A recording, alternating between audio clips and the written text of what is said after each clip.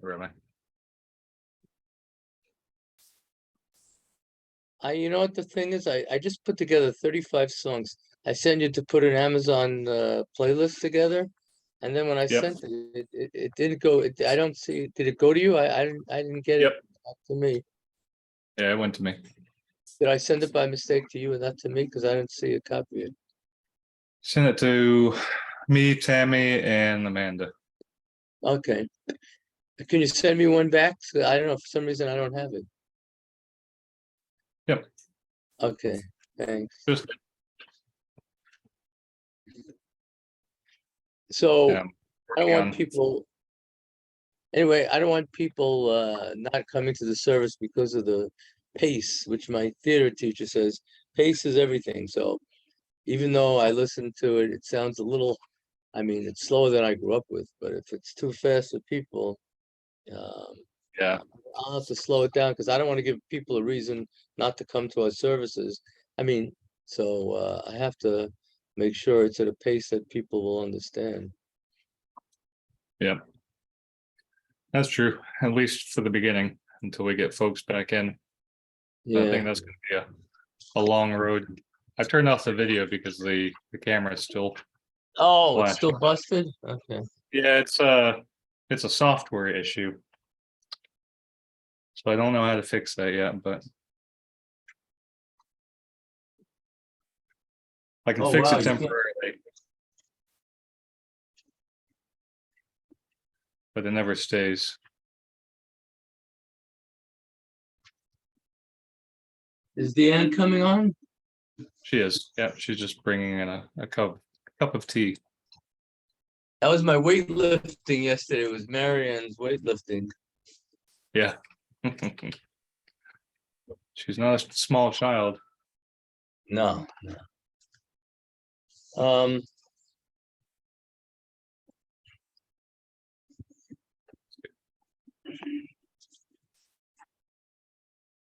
You know, it's funny. I listened to the guy I sort of studied to be a rabbi with him.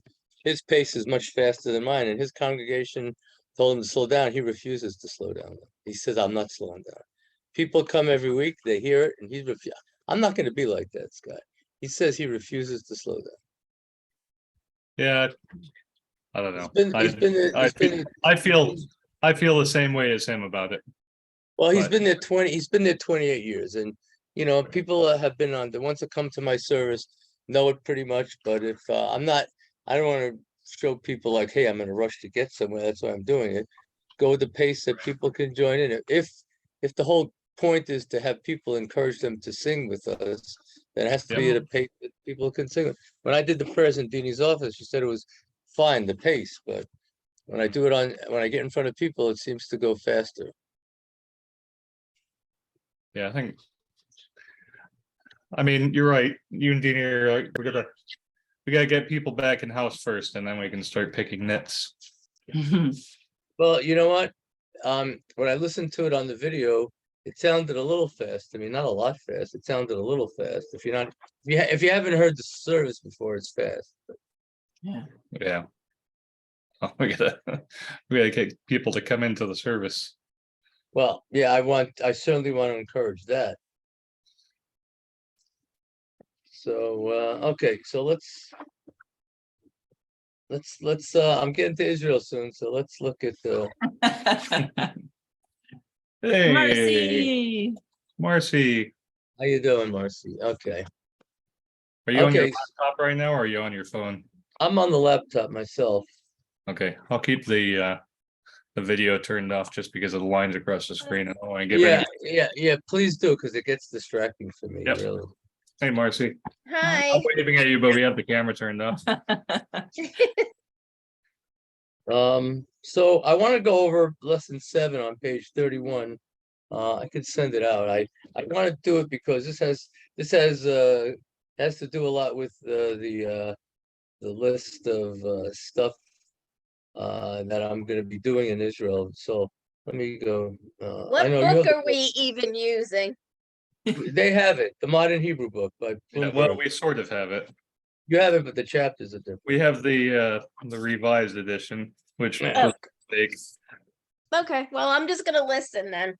Hopefully I'll I'm, get I'm something. sending you the sheet now. Okay, It was a difficult book to get a hold of. It's not that many in print. Okay, I sent, Good. I just sent it out. I okay, sent is it it out to you. Marcy, you have it email or now. text? I texted you. Okay, Tayar Okay, Ma'at. no, I have Chayal. Let's see. I can send it to you. Which one? It's step less than 7. Well, yeah. So because we have a slightly different book, it looks like the vocabulary is different. I know. I'm sorry about the different editions. I It's- just sent it out. I just sent it that was out my to you. fault for getting the wrong book. Well, it's not your fault. I just sent you the page number as well, with the page, so you have the vocabulary. Okay, so the first one is Chayal, which I think is important to know because a Chayal in Israel is a soldier. And Tel Aviv is important because that's where I'll be staying most of the time. Tel Aviv is the next word. Does anyone know where, from this week's Torah portion, where the name El Al came from? The airline. How did they choose the name El Al of all places? Hello. Not off the top of my head. El Al. You went to the El Al, sort of, you went up to God. When Moses went to get the Torah again, El Al, he went up to the heavens. El Al. Okay. So they took it from this week's Torah portion. They took El Al as the name of the airline. That Moses went up into the heavens as so the plane goes up into heaven. Got it. Interesting, isn't it? mhm, I've fallen behind in my Torah portions. I need to get caught up. I wanted to tell you guys, I told Marcy yesterday, but Scott,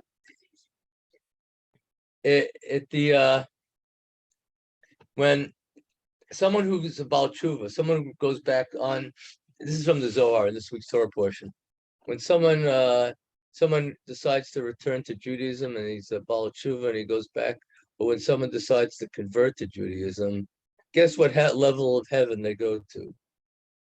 I understand it's a higher level. Yeah, the Yeah. 5th level of heaven. The Zohar says it's the 5th level of heaven. Huh. So maybe that's why people are jealous sometimes of converts. We go to the 1st level, you go to the 5th level. So, That's right. anyway, I'm just anyway, here. I'm Well- just doing what I'm supposed to be doing, or at least what I think I'm supposed to be doing. No, but there's a special reward for those who decide to join our people and those who return back to us and be part of us. Yeah. So we should tell people in the shul, you want to go to the 5th level, come back Yeah. and I'm come to Right. service. services. Come to services and be part of the shul. Otherwise, you might be going down instead of up. Can you turn it into the rabbi's joke of the week or something? there you go. I'll keep that in mind for the next time I put together a weekly. Yeah. Yeah, Anyway, not everyone has to agree with that statement, but I think so. It was funny. I was just on my friend Mordechai. We just had a weekly check-in on how everyone's doing, and it's called International Women's Day. So we showed a video on women Yeah. today. He showed a 10-minute video, and I told him I was lucky because my mother was ahead of her time. She got a doctorate at Columbia University in social work. I lived next to Gloria Steinem, the first women's libber in the country. I happen to be a neighbor of hers in New York City, so used to always talk to her. So, I was ahead of the curve with Gloria Steinem. So in my building, so Wow. that that must have been something. I had so many people, so many celebrities in my building. It was amazing. Did you have a lot of interactions with her while you lived there? Yeah, my Yeah. mother, because my mother talked to her a lot. Nice. My mother was the first one in Long Island to do book reviews. My mother. Oh, by the way, in the next newsletter, Scott, I think if the board, I don't need a board approval, but I really want to do. I'm going to finish the book cast probably next week. I really want to put that as the first book on the book club. So, well, maybe I should wait to see how you guys are enjoying it first. Yeah, I haven't even started it yet. This week's been This week and the end of last week were just very busy. Yes. I want to know if Yeah, the so- kids fell asleep right away last night. Unfortunately, no. Marcy, it was the craziest thing. I was sure they were gonna fall asleep in the car. They were wide awake until we got home. The whole time. Wow. You know what? I was wide awake too. Let me tell you, it was a lot of excitement from that show last night. Yeah, they were Especially- running on a high. They were just so excited and Yeah. happy. And then we got them into the house and they wanted to just run around and keep dancing like they had been doing. Wow. They loved it, Rabbi. They I know. absolutely. Well, I'm so glad you went there. You know what? Someone told me today, you're not gonna believe this. Maybe I shouldn't tell you, but Neil Alderman, guess why he wasn't on the Megillah reading, and you'll never guess. Why wasn't he on the Megillah reading and the play? Try to use your guessing skills. Why do you think he wasn't on? Is that Neil from class? Yeah, Neil from class. With the right? bird? Because his Neil bird. from class. Neil from class. Well, Because that's the reason he called. He emailed me, so I called him back because he was about to turn on to the Megillah reading. All of a sudden, he's got a knock on the door. Who's there? Who was there? 4 kids that Wolfsky from Chabad Glastonbury sent 4 kids, students from the yeshiva in New Haven, to read the Megillah for them without even asking permission. They just came in the door. Whoa. They knocked on the door. They just walked in and read the Megillah. What in the world? In I think it's 7 minutes, Scott. You think I'm fair? Yeah, probably. Wow. I did get a offer for a Megillah coffee mug. It's got the whole Megillah on the coffee mug. Wow. Oh, really? Yeah. I have On to the take a look coffee? back to that. I think it was from Safari. I think they were offering it. Yeah, the The whole whole Meg- Megillah on a coffee Really? mug. Yep. Anyway, I got to tell Wolfsky because I think that's not fair. You go to someone's house. I mean, they weren't too happy. All of a sudden, they're ready to Oh, come yeah, on. man. Someone knocks on the door out of the blue. Come in. Oh, we're here to. We were told to come to your house to read the Megillah. Well, they knew Wolfsky from a while ago when they lived in Amston. So So that's the issue. Once they have your information, and Scott, they got your information. That's all right. No, I I'm hope just they're ready saying. if they come here. Yeah, I know. No, Come I'm on just by. saying. Come on by. Hope you're ready. No, I'm just saying. I think you should ask in advance before you just come knocking on someone's door saying, Yeah. "Oh, Purim's here, by the way." Yeah. Anyway, I mean, I'm glad they got to hear it, but they missed out on ours because they figured they already got their Megillah reading, and so Yeah. okay. Wow. So Chayal is a soldier. Yeah. Tel So Aviv. in this revised edition, they've changed soldier to tourist. Okay, So I'm looking at what you have and what I have, and so what you have is an American soldier in Tel Aviv or something. Oh, American soldier on furlough in Tel Aviv, and mine is an American tourist in Tel Aviv looks for the Bialik Museum. But I have No, Tel I Aviv. I didn't realize how important it is to get the right edition. Yeah, that's right. So if so if, who has if the anybody newer else, one? if anybody else wants it, I can find. Well, I might be able to find 1 or 2 more copies of the edition that you have. Oh, his is old. Yep. Mine is old. Mine is what year is it? Mine is from 1946. Whoa. Going back. And it's called modern. Yeah. Well, so mine Modern. the same. So it looks like it was a college textbook, and mine is copyright 46, 56, and 63. Okay, Whoa. so you have the newer one. You have the newer one. Yeah. Okay, let me ask you guys. Since I'm going to Tel Aviv, what does Tel Aviv mean? What does it mean? We know what El Al means. What does Tel Aviv mean? Oh. To God the Father. Tel is a hill in Hebrew. Oh. Aviv is spring, the hill of spring. Why did they use that name? There was a famous book about written by Theodore Herzl, right?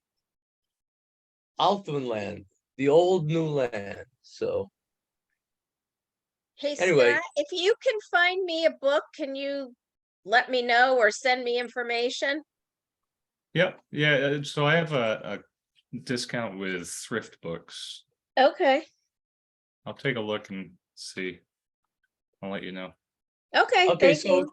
so basically it means the hill of spring. Okay, so you can make of it what you want, but it's Tel Aviv. That's what they call it. Okay, we know Ish, man, right? Mhm. Holech is walks, and speak is midaber, from the root of daber, to speak. Midaber is to speak. Sir is like God. Isn't it funny? Adon, same root. Adoni, Adon Olam, master, or whatever. Sir, Adoni. Remember at the end, E means my. So it's sir. Adoni is sir, or my master, or whatever. Ma'at is a little bit. If you're studying too much Hebrew, it's hard. We have to do a lot. We have to do a little bit at a time. I like words like American, Americani. All you have to do is take and add the "ni" to it. American is Americani. From is mean. Boston is Boston. That's easy. Sorry, don't mean to interrupt, but is it Amerikai? I thought it was Amerikai. I gotta You flip could back. say Americai or Americani. This is the older Okay. version of it.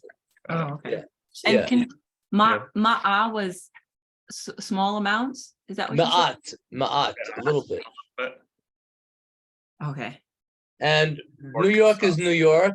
Boston is Boston. So cities you can use. Chicago. It's easy for cities because you just use the English name. Yep.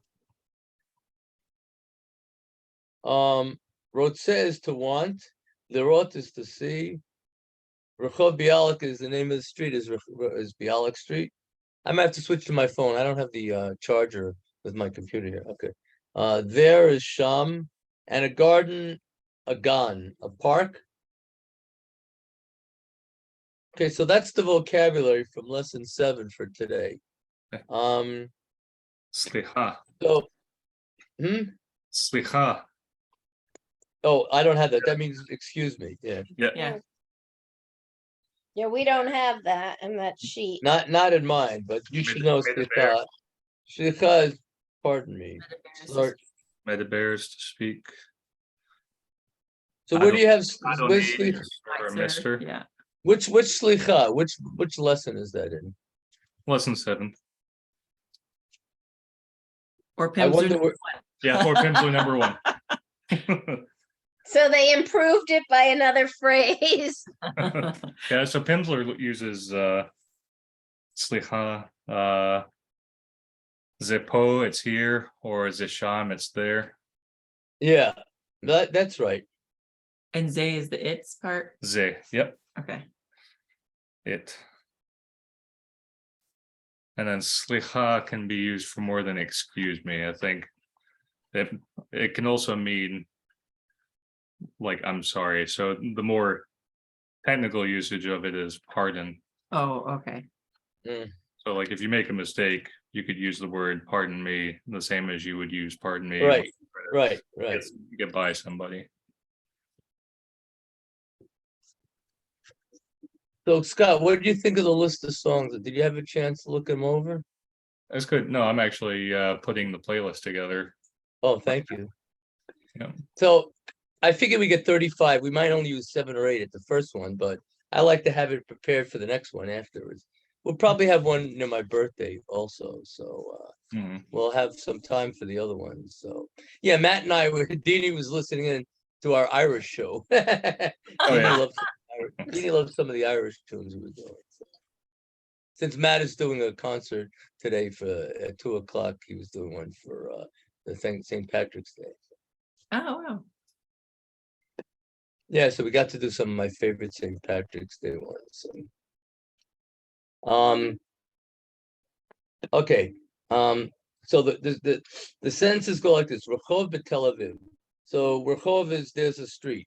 So I'm gonna be there soon. There's a street in Tel Aviv, b'Tel Aviv. Now, what is it? You could say whatever, Bialik, Rehov, whatever it is, Bialik Street. Ish holech barachov. A guy is walking, is going by in the street. on the street. Barachov is on the street. Gam Chayal. Also, what's a Chayal? Is that the Yeah. soldier or Yeah. tourist or whatever it was? Soldier. Yeah, Soldier. Chayal Chayal is is a soldier. soldier and Tayar is tourist. Chayal. Gam Chayal Holech Barachov. Also, the So soldier is in walking. Hachaya Roet Ish. By the way, today in Israel, it's Shushan Purim. That means it's a Purim for walled cities. for So Jerusalem. today in Jerusalem, I was on the call with people from Jerusalem. They celebrate Purim today. It's a walled city. Jerusalem's a walled city. So Yeah. you have an extra day.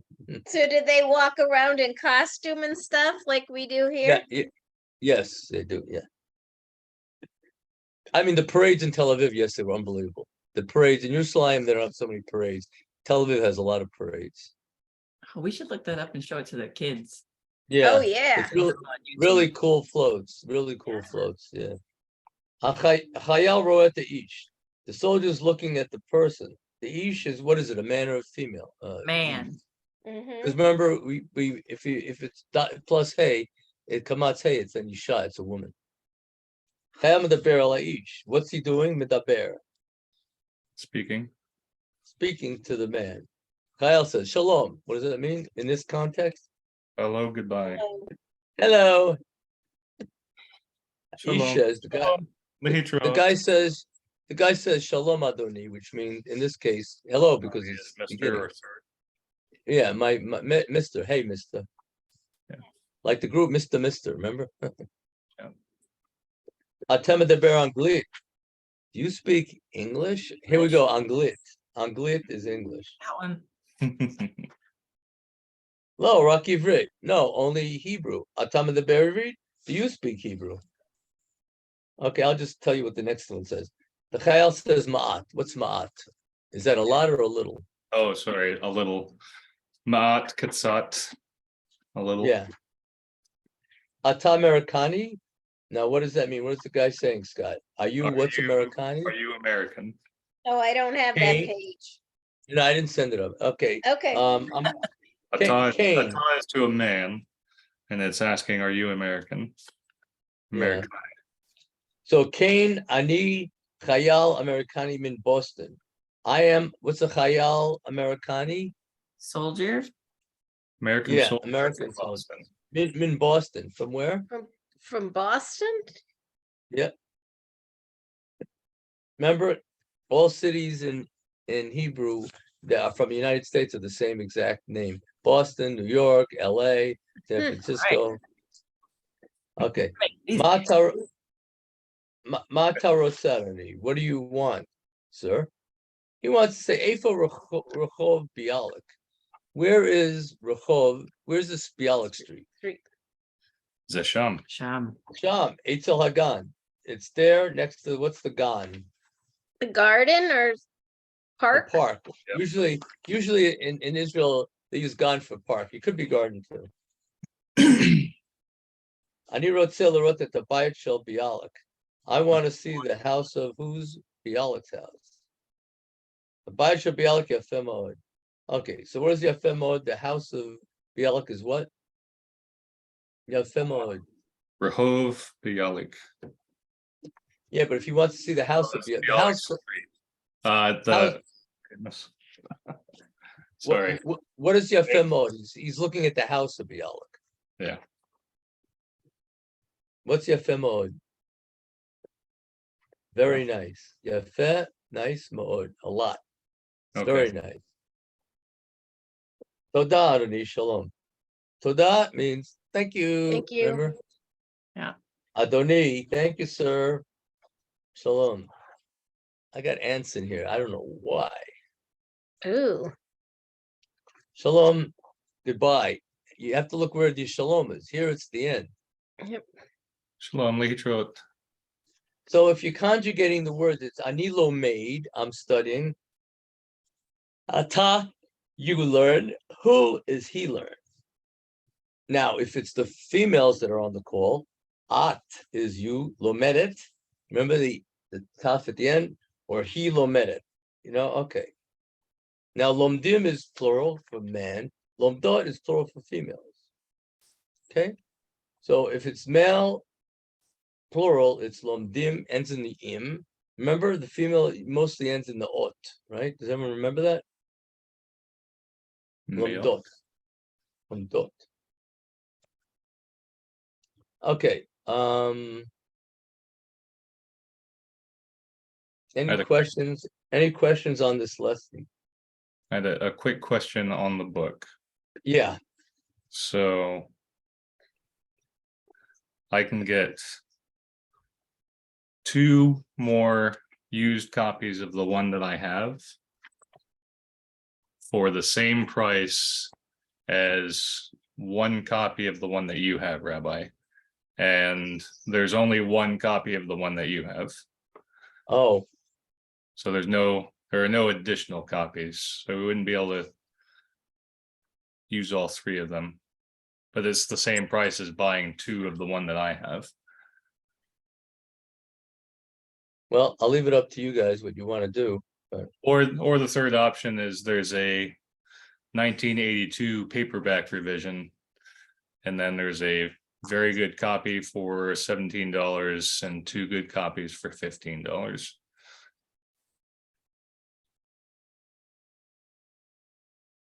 Well, what do you guys want to do?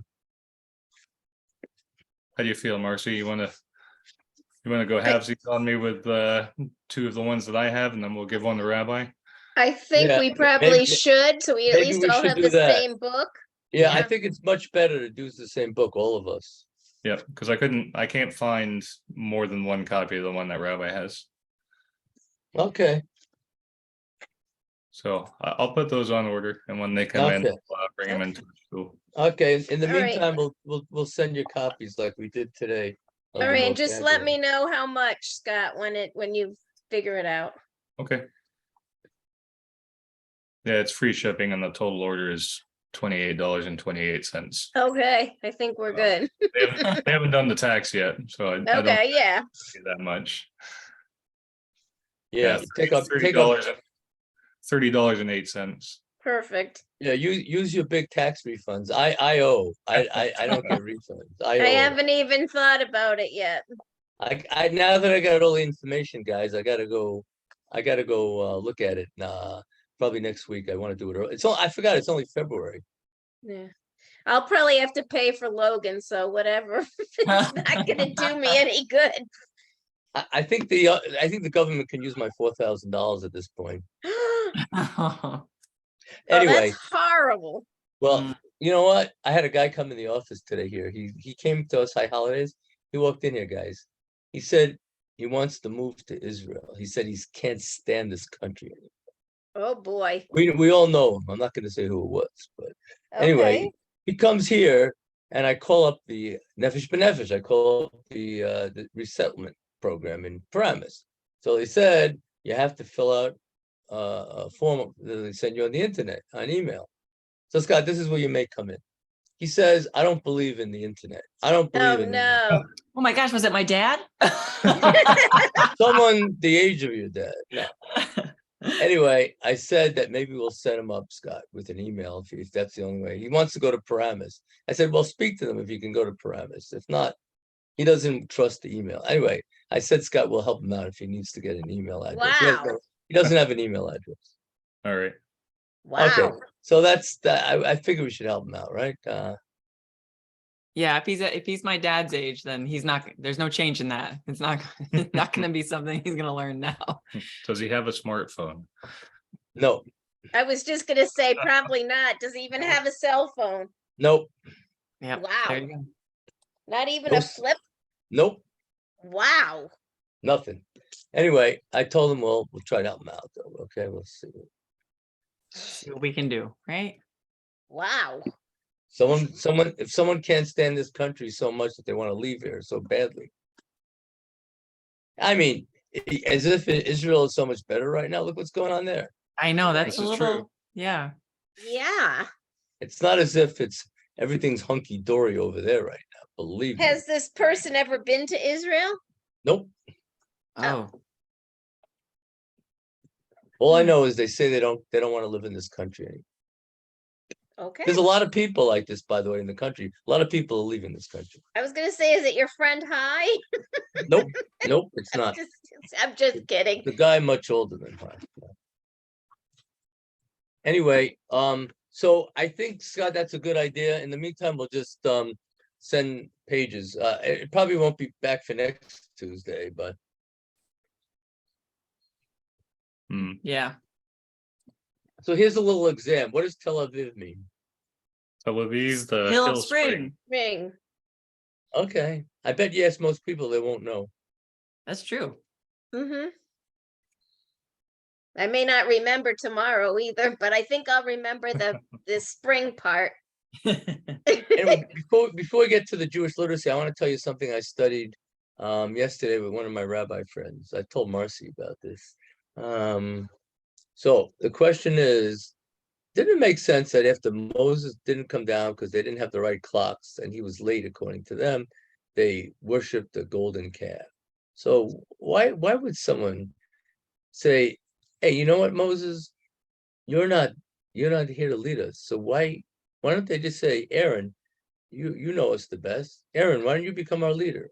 Why do you think they turned to a golden calf? Huh.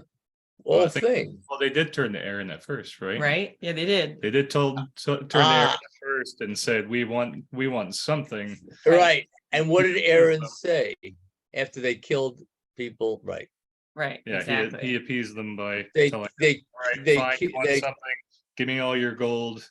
they killed Miriam's son. Right. Core. Anyway, so Aaron had a right to reject it. So they did actually, and I'll tell you why. That was the number of choices that they had. So they actually did ask Aaron, but Aaron didn't want to do it because he saw how wild the people were and they were killing people. So why a cow, an ox of all things, a golden calf? Because the Egyptians used to worship animals. That's true. That's true. They did. And they're still stuck in the slave mentality, which is why they had to spend 40 more years wandering the desert until the old generation was Gone. aged out. Anyway, this is interesting. I think no one really knows the story, but when the slaves in Egypt were building stuff, they had to put bricks in there, and sometimes they didn't have enough bricks. So what they do, they stuffed babies instead. Now, why did God say that's no good? Because the Zohar says that those babies were going to turn out to be bad people. So God said, big freaking deal. If the babies are stuffed in, they're going to be bad anyway. If you believe this, it's not so easy to believe. Anyway, one of those babies that was taken out, because they said, hey, we don't want that baby in there. Take it out. Let's see what happens. One of them, his name was Micha. They took a baby out. His name was Micha. They took him out and said, we don't think it's right to have all these babies, being killed. So they took one out. And what happened is when the Jews left Egypt, remember they had to raise the casket of Joseph. Joseph said, I don't want to be buried in Egypt. Right. So what incantation did they say when they wanted to raise up the body of Joseph? They said, Alei Shor. They're calling Joseph ox. So the incantation it says in the Torah is Alei Shor, rise up, ox. Huh. So what did Mika do before he left Egypt? He went there and he saw that there was a little gold piece. Why did they call him a shore? There was a gold piece in Joseph's tomb that had a little calf in gold. He took it to Egypt with him. And when it came time, when the people said Aaron's not doing it, when they had to build a golden, they didn't know what to build, he threw the piece in there. That was a little gold calf, and it took the shape of the golden calf. Do you hear that before, Scott and Dan? I don't think you haven't heard that. This is from the Zohar. It's pretty amazing, isn't it? I mean, yeah. So they were essentially worshiping Joseph. Well, the thing is, when we left Egypt, we took a whole bunch of people we shouldn't have, called the Erev Rav that caused a lot of problems, including the golden calf, which we're still suffering for today, by the way. Right, God hasn't still forgiven us for that. The spies and the golden calf was still, that's why we have so much suffering, Marcy, in the world. That's why it's not easy for Jews. God is still angry at us. It said in many, many generations, God will not forgive us so quickly for those sins. So anyway, Micha was part of what you can call the Erev Rav. That means disturbing forces in the world. So a lot of it consisted of sorcerers from Egypt that left with them. Okay. Oh, really? Oh, Yeah, they so took that's what the group sorcerers that from we're supposed to Egypt. bring? Some of the people wanted to leave Egypt. So Moses made a mistake. He took people that wanted to leave that left. As you know, many Jews died during the plague of darkness because they weren't going to leave Egypt. So God just killed all the Jews that didn't believe in God. So God just killed them all.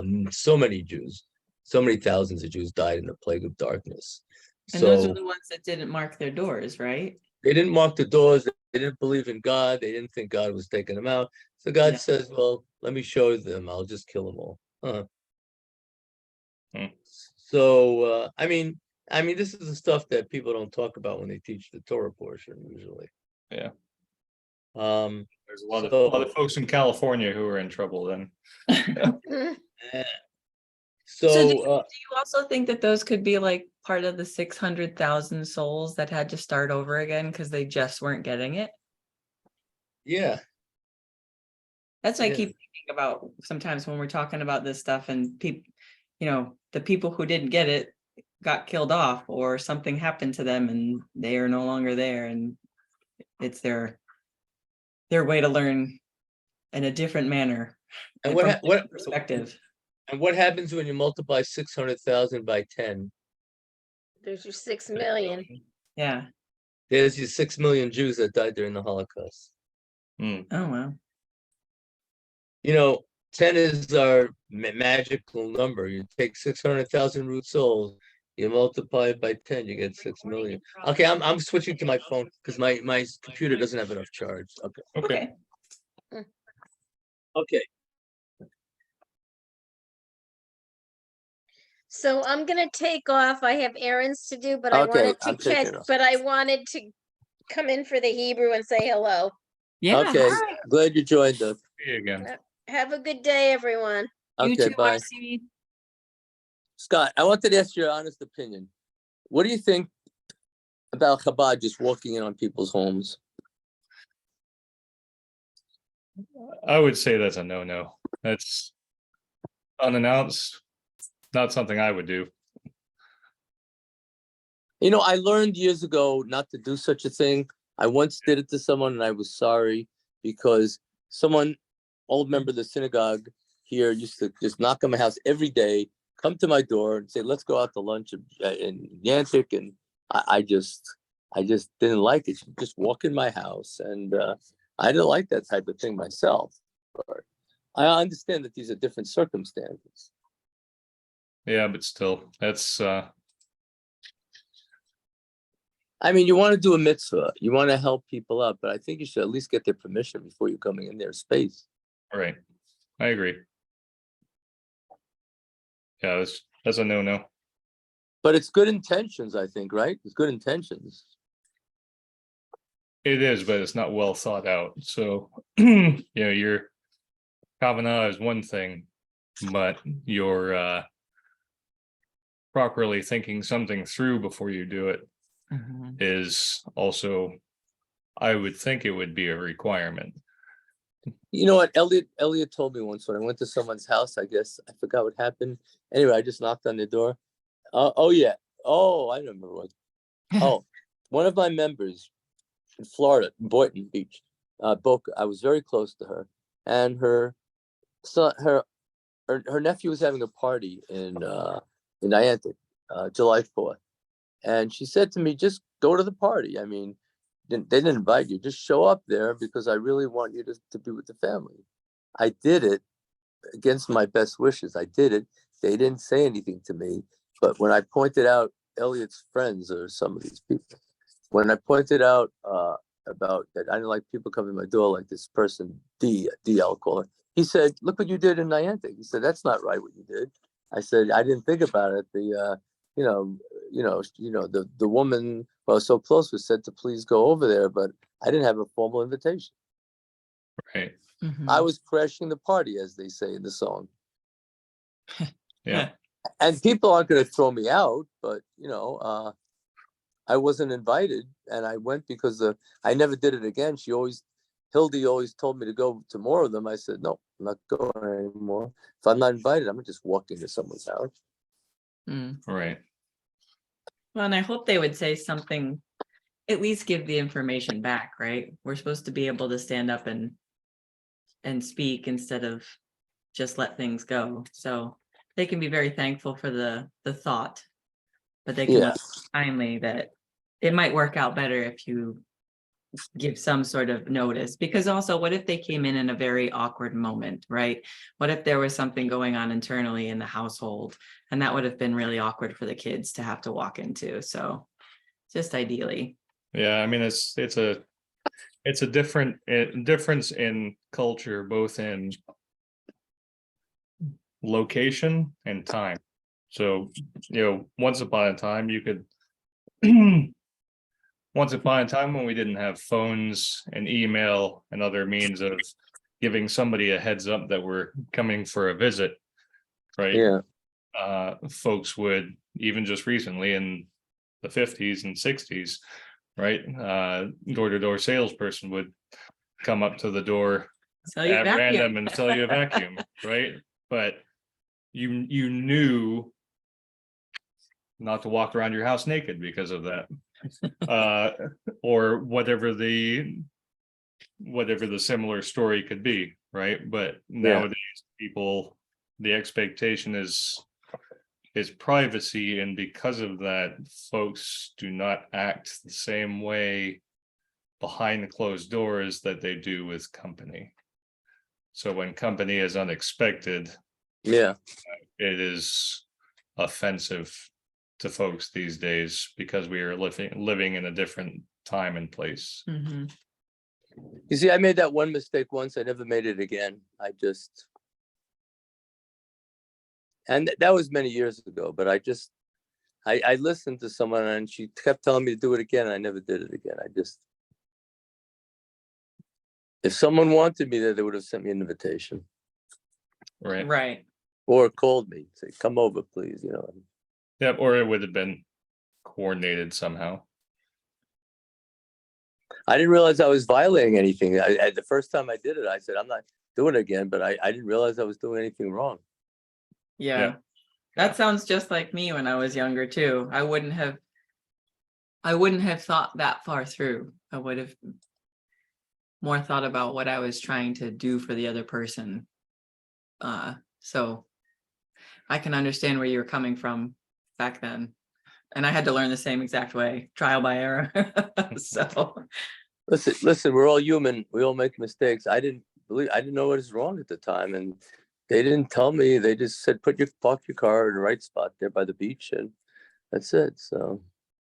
Yeah. Well, I mean, that's part of life. At least your learning experience was a negative one. So right off the bat, it reinforced that you should not do that again. But if your first experience was a positive one, and then your second experience was a negative one, then you probably would have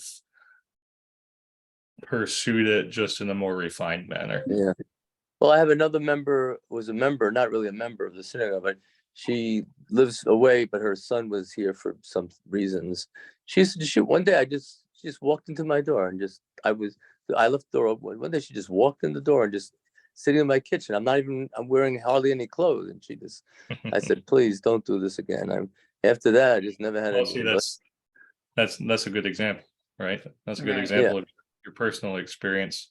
But then, we had a neighbor a couple of years ago, and so you've seen where we live, right? We're out in the middle of the sticks. Our closest neighbor, their door is 470 feet away, right? So it's not terribly close, but she didn't think anything of it to just walk right into the yard and with her kid. and then, when she didn't get anybody at the front door, just come on around back to the back door and Mhm. see if we were home. Because she had happened to hear us out in the yard from her house, but we hadn't seen each other. So Right. she figured, oh, well, someone's over there. And she was just moseyed on up. But it was sort of the same situation when she came over. I was in. I got a question for you about these classes. Some people that attend classes aren't members of the synagogue. Do they have an obligation to make a donation? Because I found out that really none of them are doing much of anything. And they all say, hey, we want to help out the synagogue. But wouldn't the best thing to be do is giving some money at least? Yes, I agree. Absolutely. But I think they need to understand that, the services that we put on and, the cost of operating the shul and your time, right? It's not free. It requires maintenance. It requires expenditures. And I think if it's put that way, and actually I thought about putting that into the weekly, so I will add that in there. That people should make donations, that we can use donations for all. Yep, because I had thought about that, and thank you for reminding me, because that was one of the things that I forgot to put in the weekly, was that, hey, we appreciate wherever you're coming from, and we are happy to have you. But please, it does cost us, it's not free for us to just put these on. I'll put it in more delicate, a delicate structure, but we have to the way we word that. Yep, no, I will, and you'll get to see it before it goes out, obviously. So I'm getting it too before it goes out. I don't want it just going out from us without her seeing it. Yep. Yeah, That's that'll get run by Deanie before. I think we have to something like that, sensitive. Yeah. Well, what do you? I don't think we have to be too sensitive to it. I think if we're being too sensitive to things, we're never going to get. We're gonna starve, right? If you don't. Chabad is the opposite direction, right? They we don't want to have the expectation, right? It costs money to do things. Here's how much it costs for you to do this with us, and I didn't have a problem with it. And if you never ask, you never receive. I mean, if Chabad said last night, leave us what you want, people would give very little. True. Yeah, and that's what's going on with us right now. You're spending your time, and I'm volunteering my time, and I got taught a long time ago, don't do something you do well for free. Yeah. I know that's kind of a lot of people who wouldn't necessarily accept that statement, but it's true, because those things that we're doing for free will go away because we won't be able to sustain them. Oh, I want to ask you, Deanie said that we're going to talk about my contract in April, so in a couple of months. Just so you know, she said that. Yeah, good to know. Now, I want to ask you one last thing. Should I say it to the board tonight? I didn't put it in my report. You have a copy of the report. Should I say about slowing down the service to try to encourage more people to come? I'm not sure if I should say it. I didn't put it in the report. I didn't know if I should just say that. No, I would put it in the report. I would just be mindful to get that report, that revision to your report to Deanie sooner rather than later, so she can get it out to the board, because we're creeping up on time right now. No, I'm just going to put it in the notes. I just know if I should just mention it to the board tonight, because I know Karen had an issue with it. She's not allowing live and Goldie, whatever. So. Yep. No, I mean, it's a topic that warrants discussion, because if you go from a 1 hour service to an hour and a half service, there are going to be other folks who immediately think, now the service is too long. So you just want to give them the heads up and let them know why, and we have to be all inclusive. Otherwise, we're going to lose folks either way. But here's where the new conference will be this year. July 16th to 19th, Sunday to Wednesday, Shabbat extra. It's going to be at Montclair State University, where I was last time in New Jersey.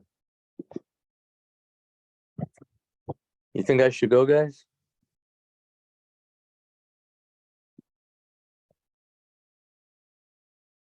Are you guys I there? was on mute and the dogs were making some noise. Sorry, which conference is this? The Jewish Education Conference that for the last 5 years have been only remotely. It's going to be at Montclair State University. Are they going to have an online option? It doesn't say. So I would take the lessons that you've learned from the classes that you take personally from Zoom, and I'm not going on Zoom if it's going to be on Zoom also. yeah, no, I would go in person. I would take I know New Jersey's far away, but you know, that's just that's just the state of where we live compared to the state of where things occur for this circle. So I would go in person, because if you don't go in person, you won't be able to rub elbows, you won't be able to schmooze with the right people and get that direct feedback or get your questions answered appropriately. Okay, so it just came out. So I had a feeling it was going to be in the tri-state area, and it is. So Yeah, not. I think you should go in person, and I think you should take the opportunity to broadcast what it is that we're doing here. Yeah. And garner any feedback that you can get, any pointers, any connections, any networking that you can make, And we do have to help us improve what it is that we're doing here, because we're really doing this on a shoestring. You know, and they have options for that. They have discussions every day in whatever area you are, small school, small synagogue, there's discussion. Yeah, but yeah, you definitely need to be able to go in person to because the problem is, if you do it online, you're just going to be another face in a box on Zoom, and I didn't get anything out of it. I didn't get anything out of it the last 5 years, tell you the truth. But if you go in person, that is an opportunity for you to talk to people who know things, and to be able to, you know, not just broadcast what it is that we're doing at Ahavat Hakim, but also to ask for their feedback and maybe connections with other people who can help us out. Okay, so I'm either going to go live or not at all, I think, for that one. So yeah. Okay, thanks. Anyway, where are we up to in the book that you'd like to start with today? Literacy. Let's see. Where were you up I've to? made up to chapter 80.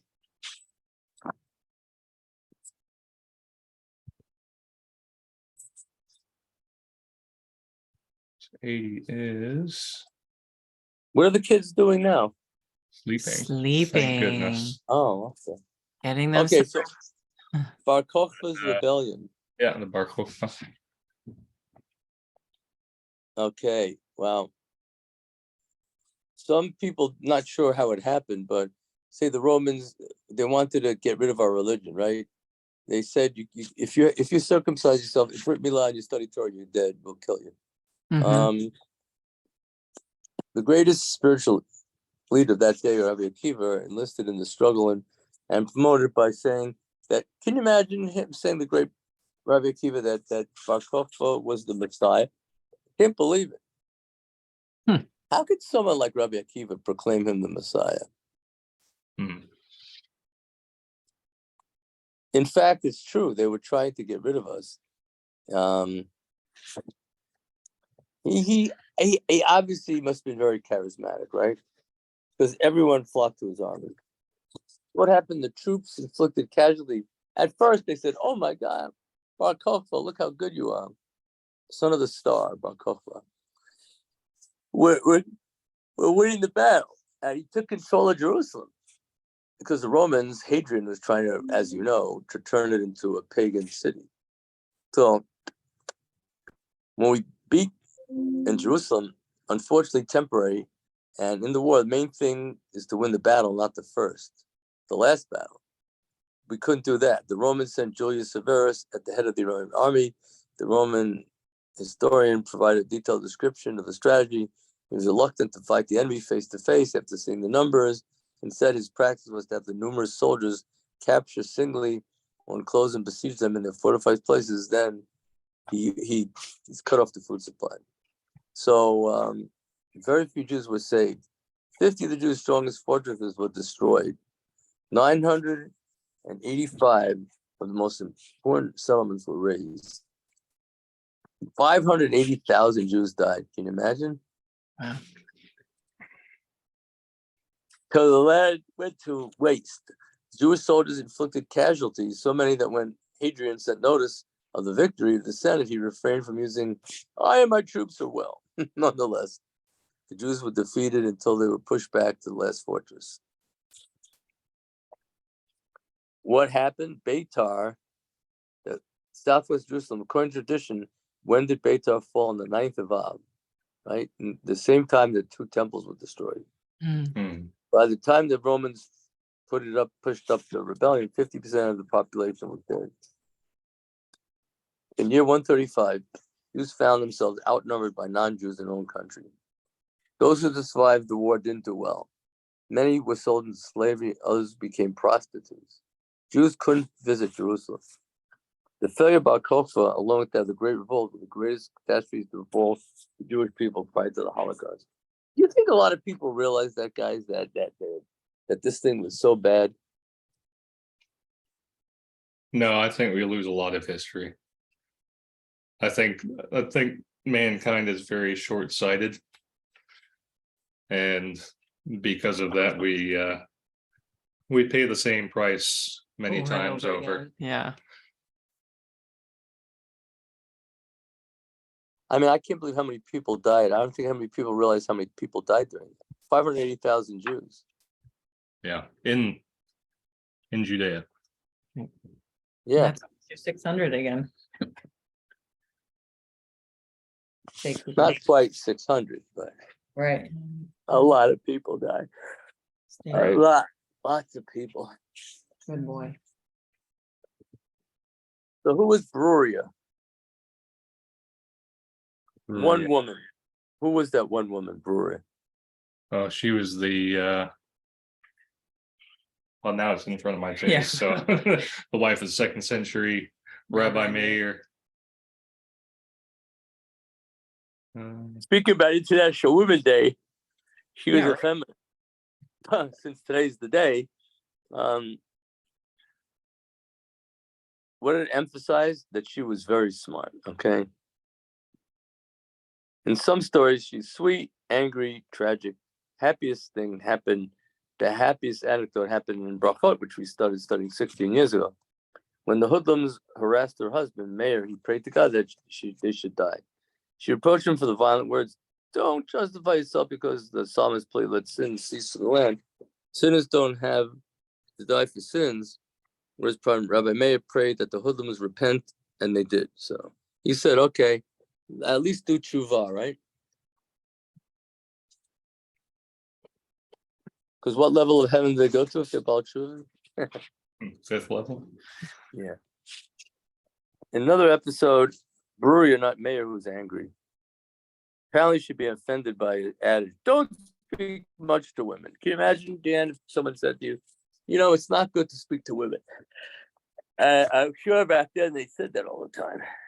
Yeah. I think there was a little bit of that last night. There's yeah, I heard some chitter chatter from some of the women about that too. I know. It's Doesn't sad. bother me, woman. It doesn't bother me. I have 3 kids to chase around, so Bothers me though. yeah. They said the rabbi in Norwich, Brother Joseph, was fired because he wasn't friendly. I don't want people to think of me as not being friendly. And the rabbi, I can't imagine that anybody thinks that you're not friendly. I know, that's true. And I shouldn't have been shocked, but it was incredible for me to see you walk up to virtually every person in that room and they knew you. They had something to share with you. So, I know you know everyone, but it's something to see what happening before your eyes too. So. Yeah. Yeah. Well, I've gone to a lot of Chabad parties and stuff, and I know people from there, and my involvement in the community. A lot of those people that are there don't come to our community things. Obviously, they don't believe in our programs because they're Orthodox and they support their Orthodox institutions. You Yeah. don't see any of those people there except for Stu. Stu that's- from Bethel. I was impressed though. I had at least 3 different older families that came up to me to say that they didn't recognize us. Where are you from? No, that's good. Yeah, they were very, very friendly. And I think it might have been the rabbi's wife who came up at one point, but it was in the middle of a lot of the singing, so I couldn't quite hear everything she was saying, unfortunately. But they were very kind in coming up and asking where we were from and about the kids and everything. So that was kind. I think that's nice. I think that's the thing that anyone should do when you don't recognize anyone. Yeah, yeah. So. Well, I mean, we had people there like the Reinhardts. I mean, Rebecca Reinhardt was my principal at the Hebrew High. She was one of my students. We had Uma. I think the emissary didn't even go over to you. I think that's rude of her. She was just busy with the family. Shouldn't she have gone over to you? She knows you. Well, and I didn't. She does a lot with the teens, right? The teenage kids. She came over later in the night. Oh, did she? Yeah. I didn't happen to see her. Oh, she did? I didn't see her. Okay. That's did. good. I'm glad Yep. she did. But I know that she does a lot of work with the teen kids, and she was doing a lot of dancing and talking with them. And I think that was nice too, because it was really fun for the little kids. They all really got into dancing and singing, but you could see some of the teen kids were a little waffling on, is this cool? Is this cool to be here? Or, and having Uma there and enjoying the music and not being afraid to dance kind of got them a little more into it. So that wasn't so bad. So, and it was great to see Marcia too. Yeah, Marcia and her husband and her son. Her son was my student also years ago when I taught the ethics from South Park. Oh. Yeah, he's the one we're talking about having a self-defense group. I'll speak to Dean. I'm going to hopefully make it to Friday to the Willing City gym. So I'll speak to Dean about having a community self-defense group. I think we really need one. Oh, really? To do some Krav Maga? He was talking Krav Yeah, Maga? yes. And Jake Reinhardt is a Krav Maga black belt. Oh, great. Well, if you can get everybody to get over the driveway, we got plenty of space here in the spring and summertime. Or what if you did it? Things will be in bloom. If you did it if we did it at the field, the soccer field? No, or they have The place with the thing? They used to have the trunk or treats in Salem. It was at the pavilion. Oh, in Salem. Oh yeah. Where we fly kites. I can't think of it. Yeah, the Salem Volunteers Park. Yeah, there it is. There you go. They do a lot of like Tai Chi things there because it's open space and what have you. So it'd be a halfway decent place to do a defense class. Yeah. Lots of soft ground. I have to speak to Dean about it.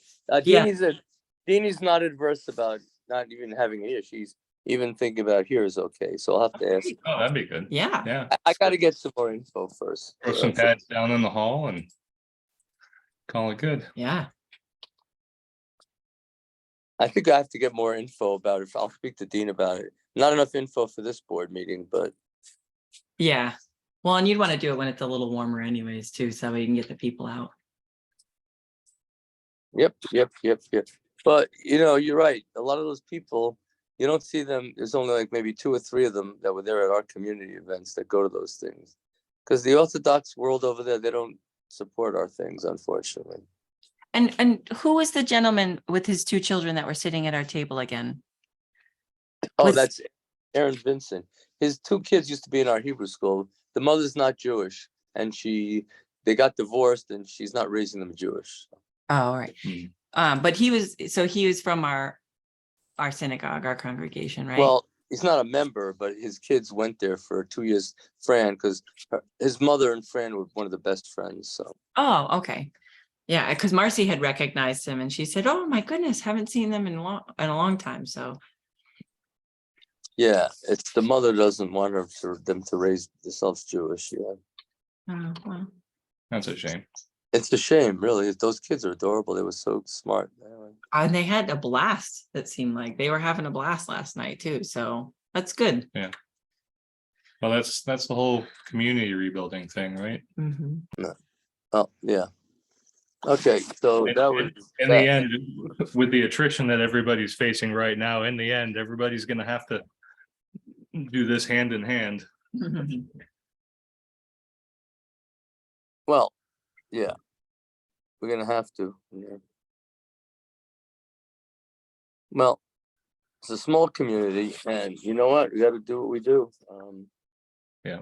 I think the main thing is we got to get young families here right now. We do, yeah, and that's And going to be a big part of tonight's conversation with the board. and basically to do what my brother-in-law is doing, he's running that whole shul. If it wasn't for him, there probably wouldn't be a shul in Astoria. He has that, they pay for the meal every Shabbat. They want people coming. They pay for a whole meal for everyone to eat for free. Mm. As does Bethel in Waterford right now until they have the building. They also pay for a whole meal. Everyone comes in. And in both cases, people come out for the meal. Then can I ask you, when they come out for the meal, does it have to be, are people very specific to know like who's catered the meal? Or is it No. just enough for them to know that it's kosher? It'll be kosher. So if it was a potluck that a group was able to consistently put together and it's kosher, would that be enough to sell the idea? Yeah. Okay. Because we have no problem always bringing something, it shouldn't always, the cost shouldn't always fall on the shul or one particular person, so. Well, and I think that's why I don't know, that's something that's very easy to do for the potlucks, and it doesn't cost anybody anything. Well, it doesn't cost the shul anything, and everybody gets to get together and share and hang out. Well, and I always think too, like, when I hear you talk about Deanie's deviled eggs and how much you love them, I see the smile on her face. Like, it brings people joy to be able to do nice things for other people. Yeah. When other people bring stuff. I mean, even the small potluck that we had after the special service on Friday for Karen, and there was food afterwards. Who was it? There were a couple people who were excited that they brought certain snacks and treats and saw our kids just going to town on them. They were happy they were able to find something that made other people happy. So it's part of, and that builds that community sense, right? I've done something good for someone else and it makes you want to do it again. So Well, I like hearing about how you guys like the challah bread. So but I gotta ask you, since we're talking about ethics, a little bit, Jewish ethics, if someone tells something to me, Dan, and it's not confidential, do I have a right to share with other people that might benefit from it? From my point of view, I would probably encourage the person who gave me this information to go share it with somebody else at their own will. So that way I wouldn't look like I came up with the information for this person who might benefit. Does that make sense? Yep. And that's usually, that's the way I kind of safeguard myself about if I thought something might not be confidential, but someone else may have felt like it should have been, so. I gotta walk a fine line with this. It's just easy to get myself into trouble. Yeah, well, and I think growing up, I've been known to be an includer. I like to have a group of people and find ways that everyone can be a part of a group or find some significance in a group. And I've definitely crossed over that line a few times. And that's how I've learned to be more careful about that. So.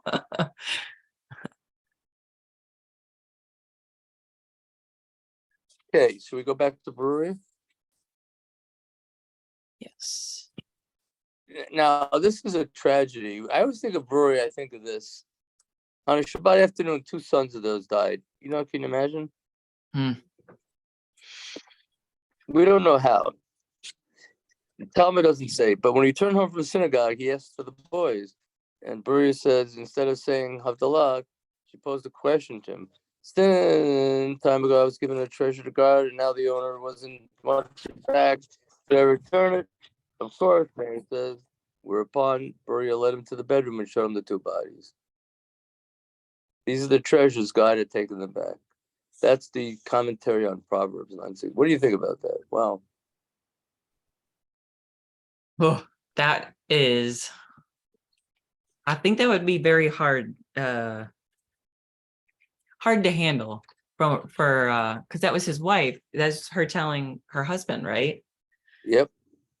And I know personally in our relationship, Scott and I would have trouble with that. It would be straight out with the most important information instead of trying to take a look at it from a different perspective before you recognize how close it is to you.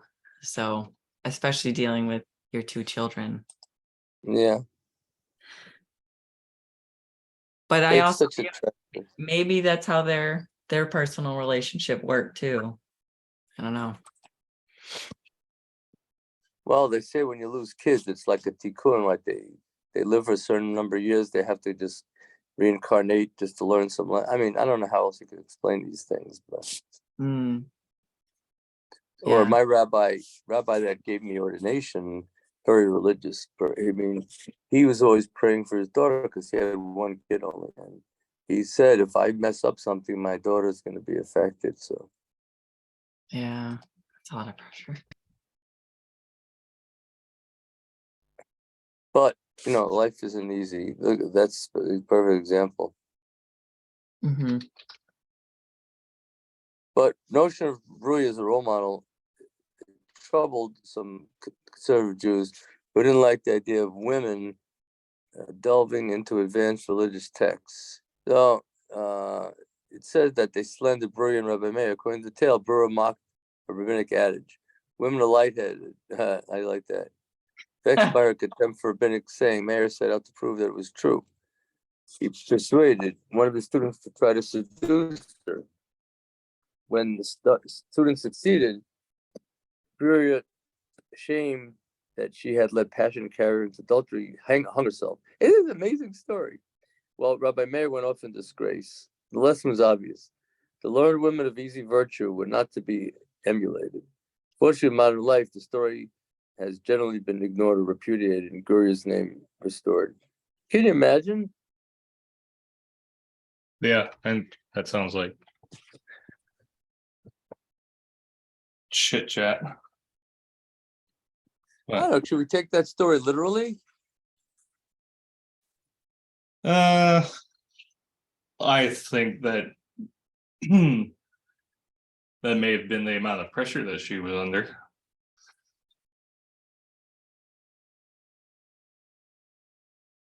Well, unfortunately, I've found with the world that no matter where you go, there are just people who want to see the world burn, and or they just want it their way and they don't care how they're going to get it. And whether that's the adversary acting or whether that's people's own misbehavior, right? Those forces, those people are still out there, and I can imagine that she was pressured in that way, but I don't imagine that she would have given into it. Someone like her. I was thinking back to what Rabbi Berg said last week in his lecture about reincarnation. My ex-wife takes the classes with his group, the Kabbalah Center in New York. Said that we're not here to enjoy life. We're here to learn lessons from past reincarnations. So, in this life, Rabbi Meir was such a great soul. You think nothing bad would happen, but to lose his children and then his wife to hang herself, it's just. Yeah. Yeah, well, and you see the same thing with social media these days, right? Yeah. You see folks,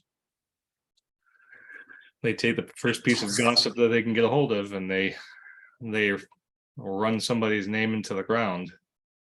and things, whether it was true or not,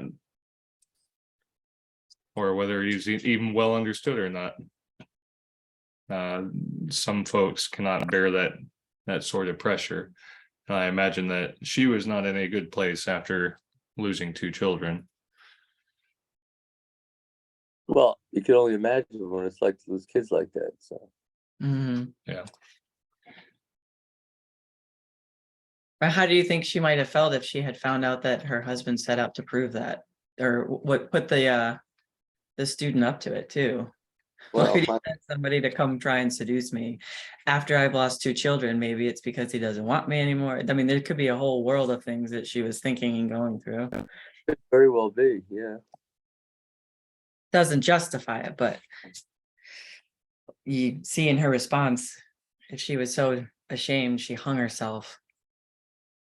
She was torn apart. Yeah, I don't think it means that she did anything. I think it just means that she was overwhelmed. It's like torture, right? Mhm.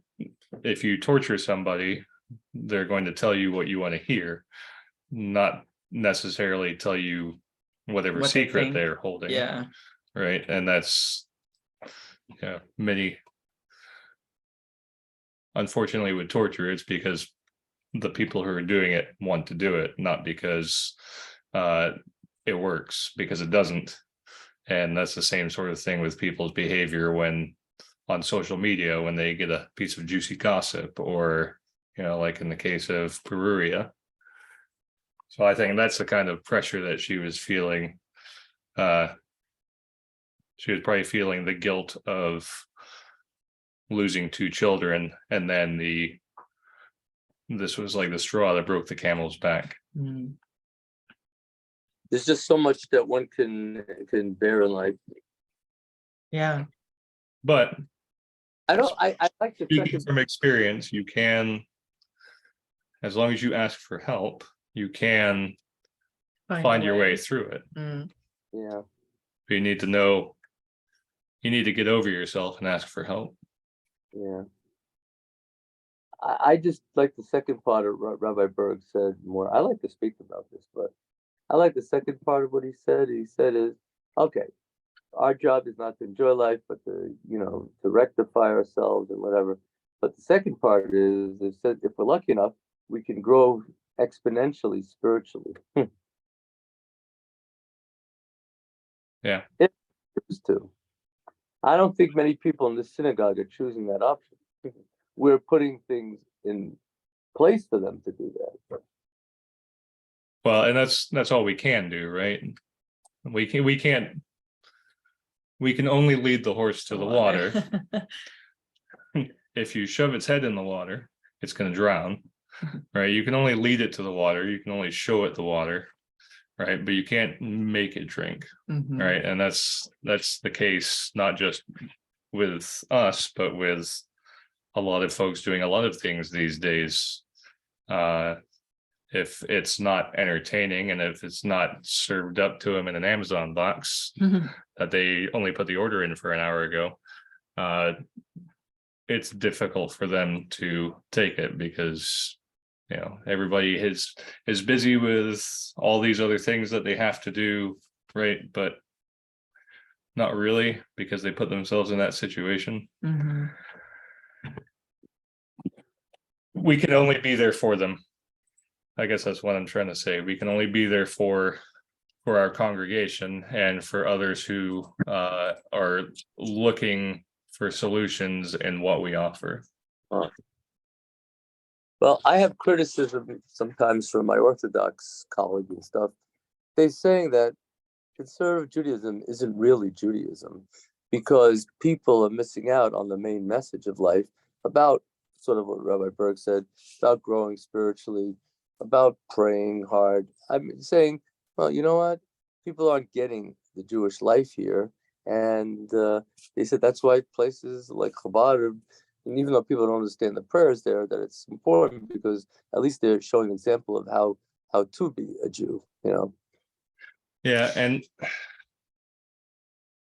that's like one of those stories of a bridge too far, right? Or valley too wide. Yeah. So where we are in the world today is arguably better than where we were 100 years ago, 1,000 years ago, and Yeah, exactly. ago, right?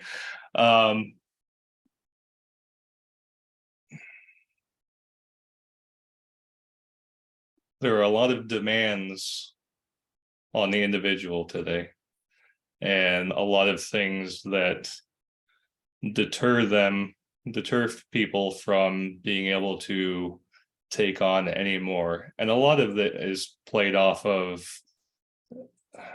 human animal instinct, right? Off of the one for Azazel, as it were. Yeah.